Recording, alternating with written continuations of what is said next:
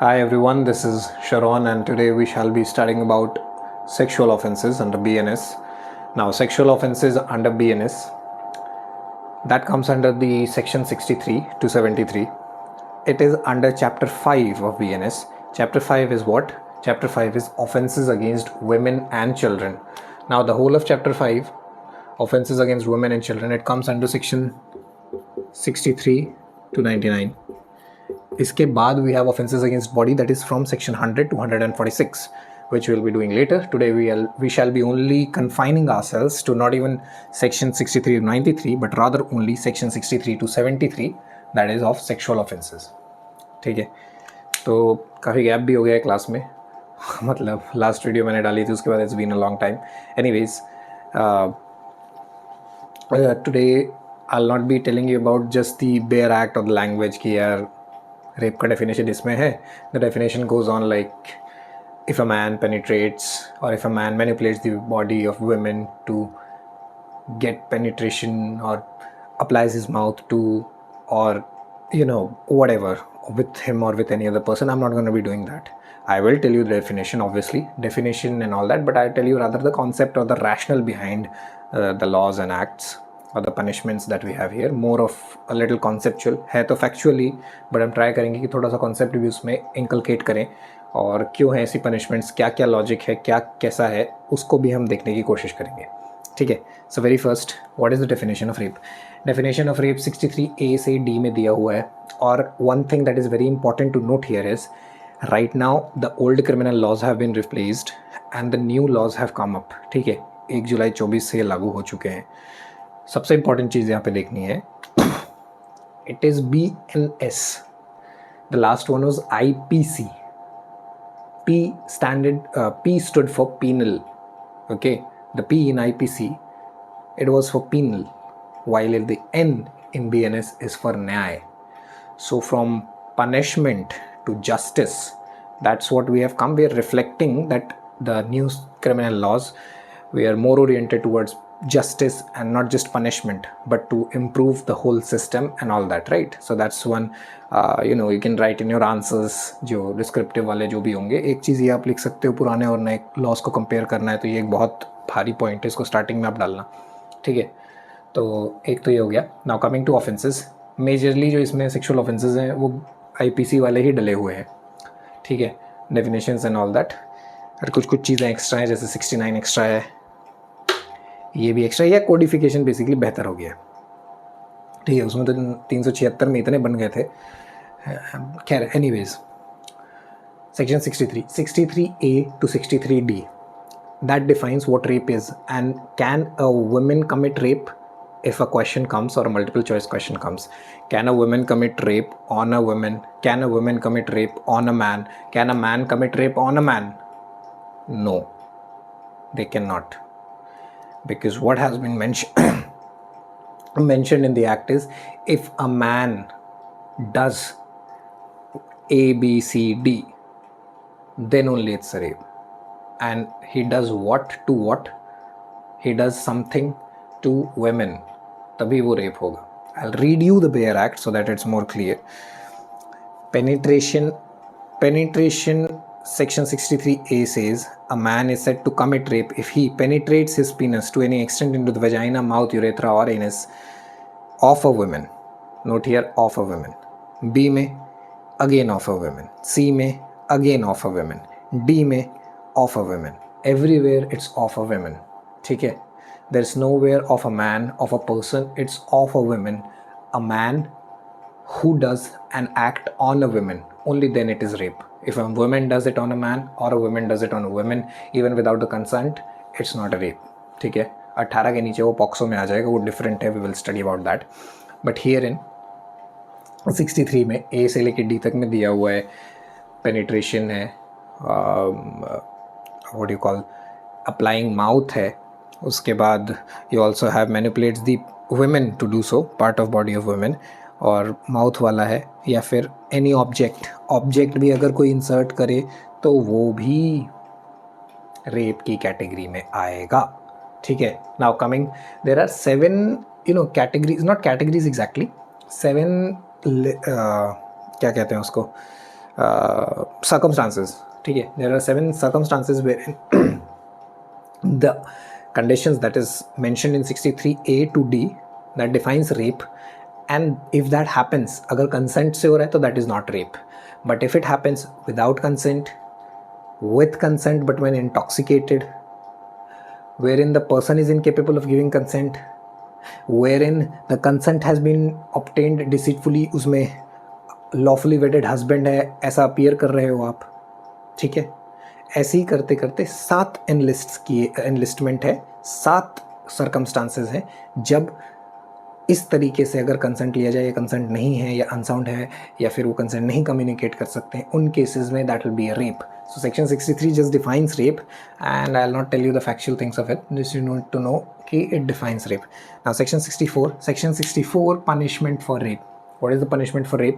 Section 64(1) provides the punishment for rape, except in the cases mentioned in section 64(2), shall be minimum mind it, 10 years rigorous imprisonment to life imprisonment, which shall be imprisonment for the remainder of natural life. Now what does this mean?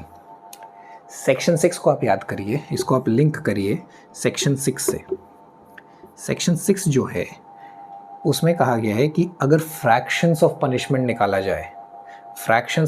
निकाला जाए तो life imprisonment को 20 years लिया जाता है. कभी आपको abetment या अटेम्प्ट के लिए या किसी के लिए भी पनिश करना है, अटेम्प्ट के लिए तो नहीं, अबेटमेंट के लिए किसी भी चीज़ के लिए पनिश करना है, लाइफ इम्प्रिजनमेंट है उसकी सज़ा मान लो, लेकिन उसको पनिशमेंट दी हुई है कि हाफ. अब लाइफ इम्प्रिजनमेंट का हाफ कैसे निकालें? लाइफ इम्प्रिजनमेंट का हाफ निकालने के लिए for the calculation of fractions of punishment what you do is you consider 20 years as life imprisonment. ठीक है, ये आपने बहुत सुना होगा मूवीज़ में कि 14 साल हो गए तो लाइफ इम्प्रिजनमेंट पूरा हो गया. वो 14 साल हुए तो पूरा नहीं होता है. बेसिकली 14 साल से पहले कम्यूट नहीं करते, वो एक अलग टॉपिक है, we can discuss it in another class. But fractions of sentence निकालने के लिए 20 ईयर्स लिया जाता है. अगर लाइफ इम्प्रिजनमेंट की सज़ा है तो उसको 20 ईयर्स माना जाएगा. But this mind it, this adding the sentence bare act में आप पढ़ोगे which shall be punishable to life imprisonment up to life imprisonment which shall mean life imprisonment for the remainder of natural life. What does it mean? कि ये एक extra protection है to the victim. Sorry, I am so sorry, this is not natural life, this one is natural life. 2 में जो दिया हुआ है this is natural life. ठीक है, यहाँ पे लाइफ इम्प्रिजनमेंट है, यहाँ पे लाइफ इम्प्रिजनमेंट नेचुरल लाइफ है ना. एनीवेज, जो मैं बता रहा था वो तो बताना ही है.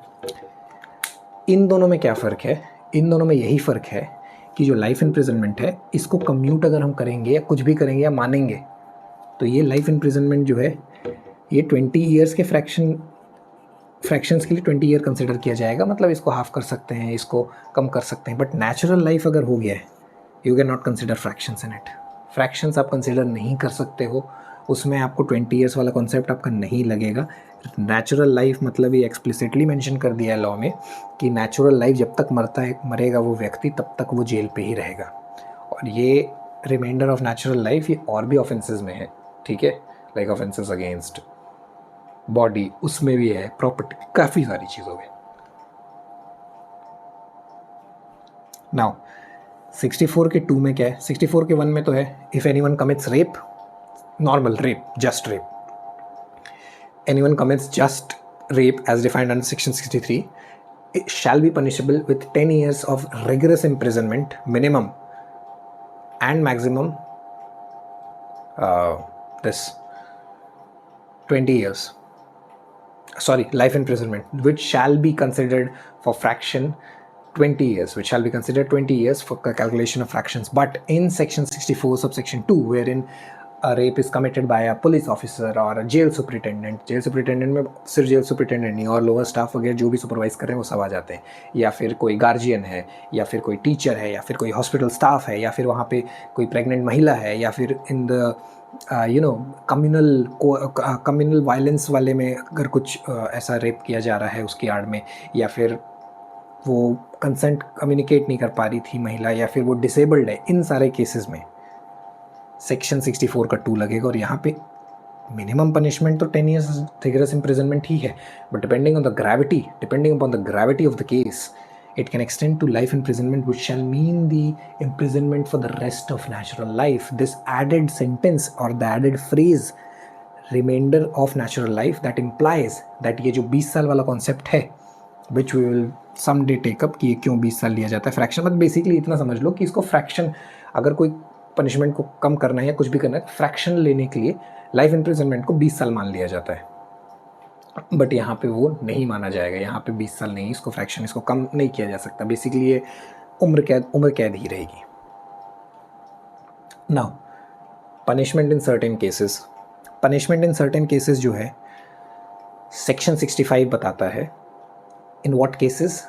ये तो पूरा फैक्चुअल है यार, इसमें क्या ही करोगे। हाँ, एक चीज़ I will tell you, I have just thought about it, it is very interesting. ये कोई लीगल प्रिंसिपल या नहीं है, मेरा खुद का इवॉल्व वो है।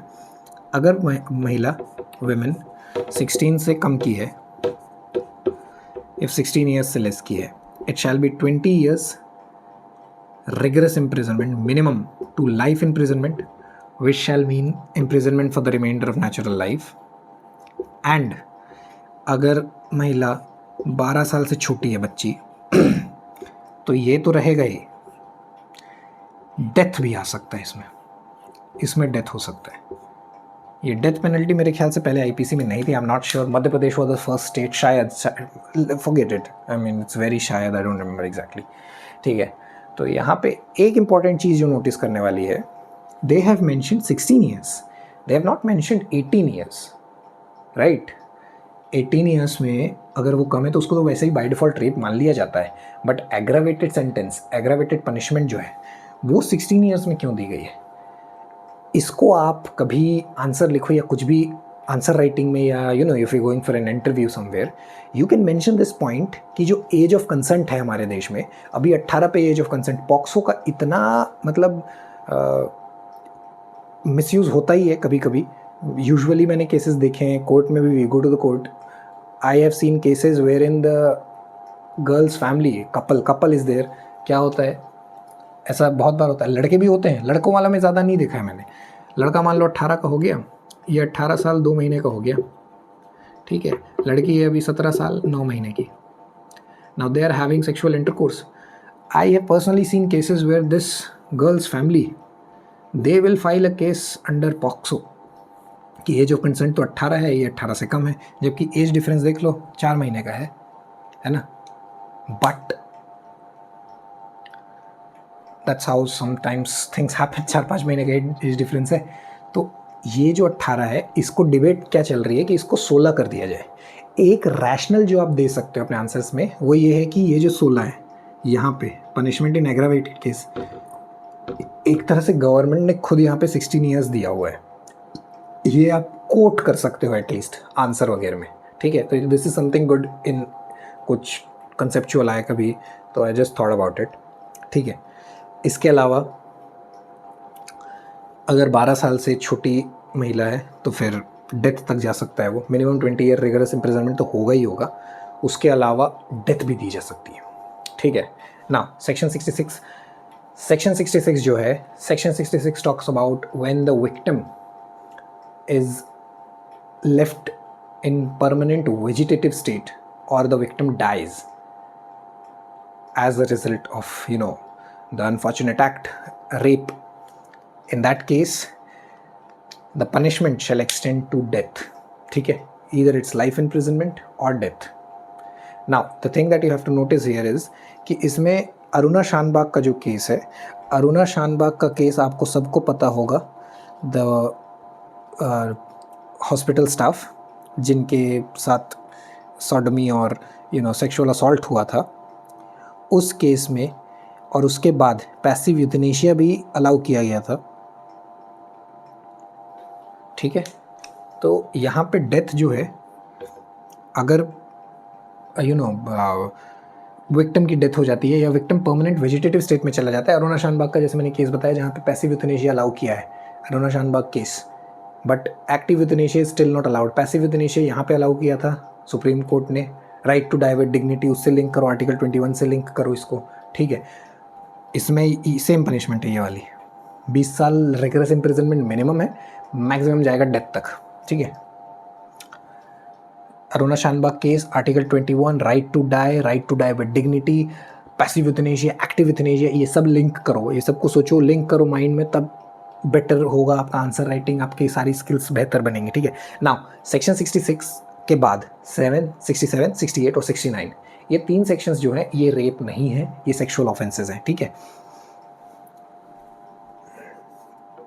These are sexual offences. हालांकि ये इसको पता नहीं क्यों रेप की कैटेगरी में नहीं रखा गया है, बल्कि इसमें mentioned explicitly without consent, but still they I don't know sexual intercourse लिखा है इसके टाइटल लिया उसमें, ठीक है। तो जब जुडिशियली सेपरेटेड है, judicial separation you know, if you don't know then Hindu marriage act में पढ़ेंगे या फिर बाकी मैरिज एक्ट में भी होगा। तो judicial separation is a period when husband and wife do not cohabit, ठीक है। अब इस टाइम पे if the husband without the consent of wife has sexual intercourse with her, that shall be punishable with minimum 2 years and maximum 7 years. Minimum 2 years and maximum 7 years, ठीक है। इसमें मैं ज़्यादा बोलूँगा नहीं, because without consent है, फिर भी 2 से 7 है, I leave it up to you guys. Section 68, person in authority.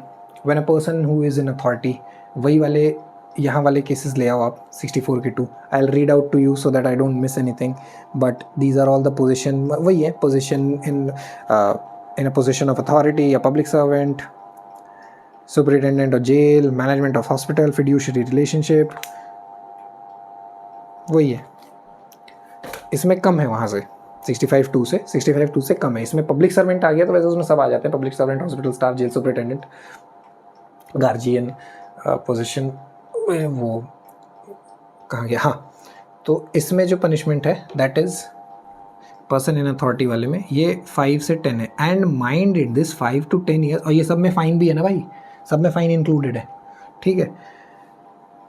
Person in authority के साथ 5 से 10 साल आप दे रहे हो, it is with consent, it does not amount to rape, it is with consent. तो फिर क्यों इसको इतनी ज़्यादा पनिशमेंट दी जा रही है जब दूसरे वाले को 2 से 7 साल दी जा रही है? एक एक्सप्लेनेशन इसका मैं बताता हूँ आपको। इन दिस सेक्शन, एक्सप्लेनेशन 1 है, in this section sexual intercourse shall mean any of the acts mentioned in clauses A to D of section 63. इसका मतलब आपको समझ में आया? इसका मतलब ये है कि उसके नीचे जो एनलिस्ट किए थे, ये जो 7 कैटेगरीज की बात की थी ना हमने, ये है ही नहीं, अगेंस्ट हर विल या ये वो नहीं। Section 68 says sexual intercourse by person in authority however being all the list, such sexual intercourse not amounting to the offense of rape shall be punished with a rigorous imprisonment not less than 5 years and then shall extend to 10 years. इसका जो reason है, rational है, वो यहाँ पे भी mention है, वो भी मैं बता देता हूँ। On the management of a hospital, nurse abuses such position of fiduciary relationship, the person who is in authority uses such position or fiduciary relationship to induce or seduce any woman either in his custody or under the charge or present in the premises to have sexual intercourse with him. Seduces or induced any woman either in custody or under his charge to have sexual intercourse. मतलब आप एक तरह से induce seduce कर रहे हो, rape नहीं कर रहे हो, विदाउट कंसेंट नहीं कर रहे हो, बट इट इज़ लाइक अ थोड़ा सा ग्रे एरिया टाइप का, मतलब आप अपना अथॉरिटी यूज़ करके ही उसको इन्फ्लुएंस कर रहे हो, ठीक है। तो क्या इसमें if you are sort of giving employment और यू आर प्रोवाइडिंग एनीथिंग से प्रमोशन, एम्प्लॉयमेंट मान लो, तो फिर क्या वो भी इसमें आएगा पर्सन इन अथॉरिटी वाले में? नो, वो 69 में आएगा। Deceitful means, I'll also read the section 69. Sexual intercourse by employing deceitful means. Now the deceitful means has been defined, whoever by deceitful means or by making promise to marry. हाँ, ये भी एक important है कि इसमें deceitful means के साथ promise to marry भी है। Promise to marry has sexual intercourse, such sexual intercourse not amounting to the offense of rape shall be punished with an imprisonment that shall extend to 10 years. ठीक है, 10 years है, इसमें rigorous नहीं है ना। इसका जो एक्सप्लेनेशन है that is important. Deceitful means inducement for false promise of employment और प्रमोशन और मैरिंग बाय सप्रेसिंग आइडेंटिटी, अपनी आइडेंटिटी पहचान छिपा के शादी करना, उसको यूज़ करना। दूसरा एम्प्लॉयमेंट या प्रमोशन, एम्प्लॉयमेंट या प्रमोशन यहाँ पे नहीं आएगा, एम्प्लॉयमेंट या प्रमोशन 69 में आएगा। एक्सप्लेनेशन है, अच्छे कॉन्सेप्चुअल क्वेश्चन में पूछ सकता है। 69 का जो एक्सप्लेनेशन 1 है, इसका एक्सप्लेनेशन 1 अच्छा है, ये अप टू 10 ईयर्स है।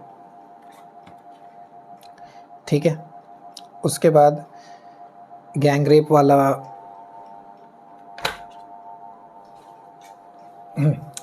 वाला सेक्शन है, सेक्शन 70 और सेक्शन 72, 71 और 72 है ना, सब सेक्शन 1 सब सेक्शन 2। इसमें क्या है, सेम वही 20 ईयर्स रिगरस इम्प्रिजनमेंट। इधर पे जो था हमारा सेक्शन 65 में रिगरस इम्प्रिजनमेंट से life imprisonment up to remainder of natural life, या फिर 20 ईयर्स रिगरस इम्प्रिजनमेंट से life imprisonment remainder of natural life और डेथ। ये किस केस में, ये 18 साल से कम के उसके में है और ये बाकियों में। ठीक है, 18 साल से कम है तो डेथ इंक्लूड हो जाएगा, नहीं है तो डेथ इंक्लूडेड नहीं है।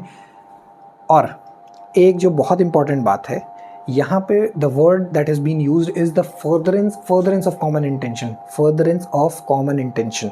आई will read it out to you from the bare act itself.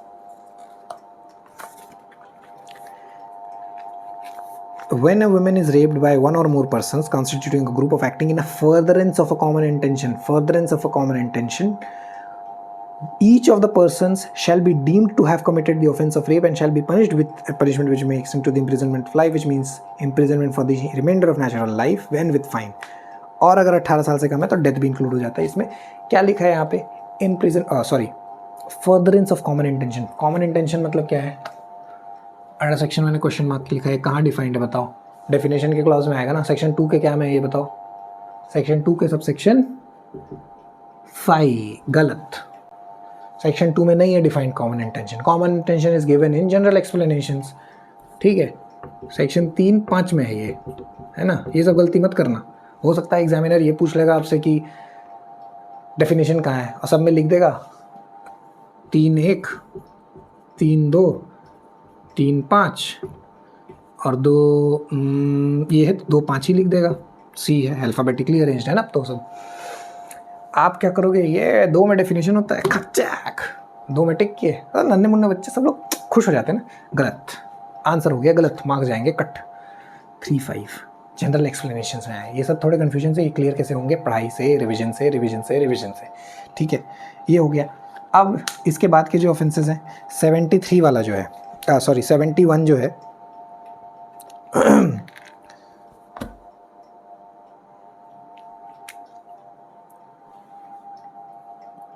71 में जो है रिपीट ऑफेंडर्स हैं। ठीक है, 71 में जो है, माय मार्कर, 71 में मैं बता दे रहा हूँ, आई am not in the frame, but 71 में जो है that is punishment for repeat offenders. I found the marker, punishment for repeat offenders कहाँ लिखे, यहाँ लिख लेते हैं। चलो 71 में रिपीट, इसमें तो भाई लाइफ इम्प्रिजनमेंट, रिमाइंडर, डेथ। ठीक है, 72 और 73 में दोनों में ही 2 साल की सज़ा है, ये याद रख लो, 2 साल तक की सज़ा है। 72 में क्या है और 73 में क्या है, 72 में विक्टिम की आइडेंटिटी को डिस्क्लोज कर देना है, ये अगर कर दिया तो 2 साल तक की सज़ा है। 73 में कोर्ट की proceeding without the permission of such court, any court proceeding for the cases are going on, वहाँ पे अगर कोर्ट प्रोसीडिंग को डिस्क्लोज किया, उस केस में आपको 2 साल तक की सज़ा हो सकती है। ठीक है, और इसमें एक इम्पॉर्टेंट ये चीज़ नोट करना कि इसमें सारे सेक्शंस नहीं आएंगे 72 और 73 में, 71 में, नॉट 72 73 में, 71 जो है उसमें आपके जो सेक्सुअल ऑफेंसेस वाले क्राइम है, जो नॉट अमाउंटिंग टू रेप है, जो ये 3 है, 67, 68, 69, ये इसमें नहीं आएंगे। इसमें आएगा 63, 64, 65, 66 और 70, इसमें पूरे आएंगे। अरे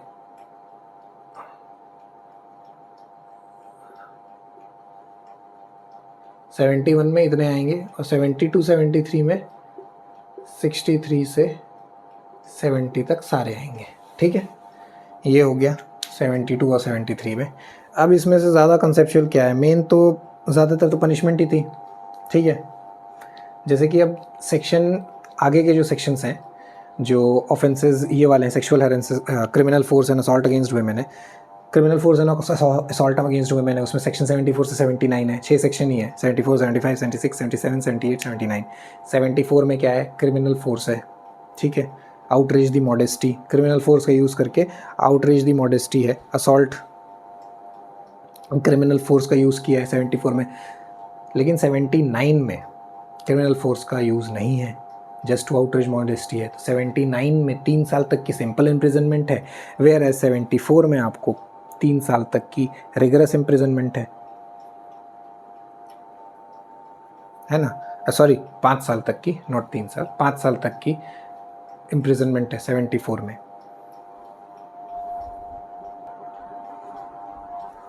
सॉरी गॉट अ कॉल। तो जो अगले ऑफेंसेस है वो मैं अभी बता देता हूँ। 74 से 79 है, वो ज़्यादा है भी नहीं। 74 से 79 में ऑफेंसेस अगेंस्ट वुमेन ही है।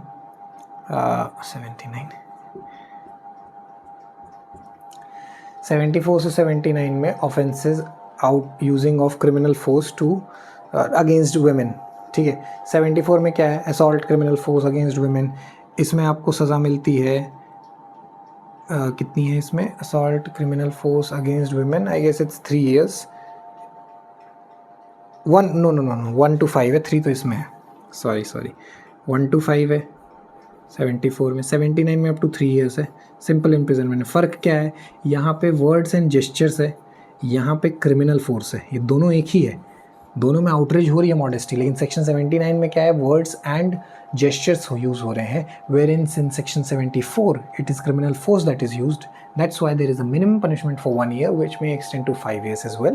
And in section 79, there is no what you can call criminal force, is just word and gesture. That's why there is simple imprisonment for 3 years. There's going to be simple imprisonment for 3 years.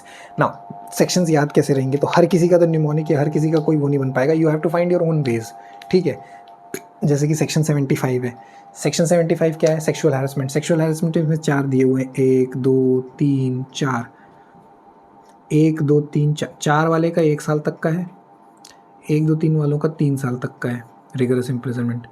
याद कैसे होगा, ये तो रटा ही है मैंने।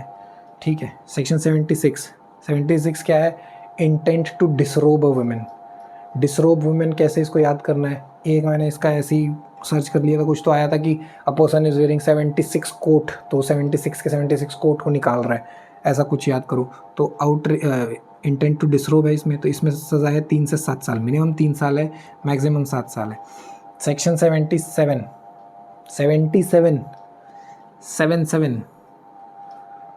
Like 7 ऐसा है, ऐसा और ऐसा है, तो 2 कैमरा है, ऐसा सोच लो, 2 कैमरा देख रहे हैं, तो ये वॉयरिज्म आ गया यहाँ पे, ऐसा कुछ just find your own ways. तो 77 में वॉयरिज्म है। वॉयरिज्म की पहली पनिशमेंट जो है वो 1 से 3 साल है, अगर सब्सिक्वेंट ऑफेंस करता है आदमी तो फिर वो 3 से 7 साल हो जाएगी, मिनिमम 3 साल मैक्सिमम 7 साल।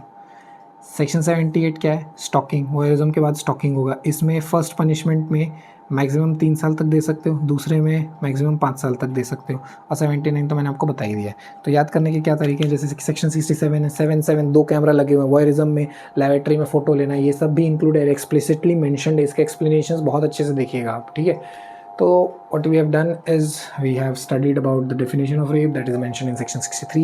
section 64 में punishment for rape है, punishment अगर होती है just rape जो हो रहा है, अगर section 63 के definition वाला जो rape हो रहा है, then minimum 10 years rigorous imprisonment, maximum life imprisonment, but not for the remainder of natural life. but section 64(2) के तहत अगर वो किसी पर्सन इन अथॉरिटी के in certain cases, not just in person in authority public servant है, pregnant women है, communal वाले time पे है, सेक्टेरियन वायलेंस के टाइम पे है, कम्युनिकेट नहीं कर पा रही थी, विकलांग है, इन सारे केसेस में rigorous imprisonment, but it extends 10 year rigorous imprisonment minimum remains the same, but it extends to the life imprisonment, which shall mean the remainder of natural life. यहाँ पे इंडेंजरिंग लाइफ भी है 64 के 2 में, endangers the life of the women, endangers the life of women होगा तो भी ये वाला सेक्शन लगेगा, ये वाला नहीं लगेगा वेजिटेटिव स्टेट वाला।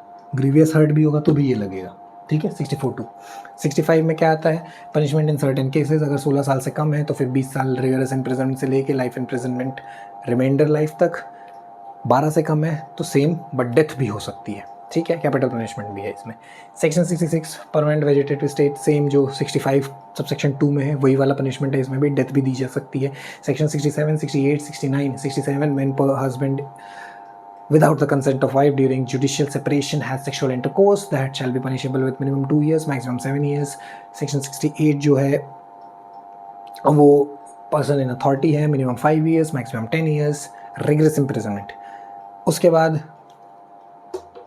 सेक्शन 69 है, डिसीटफुल मीन्स है, ये जो है अप टू 10 years आपका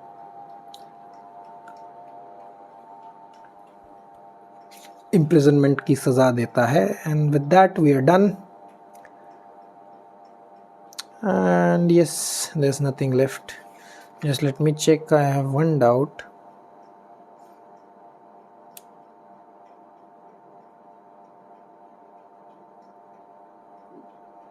यस करेक्ट, रिगरस इम्प्रिजनमेंट आई,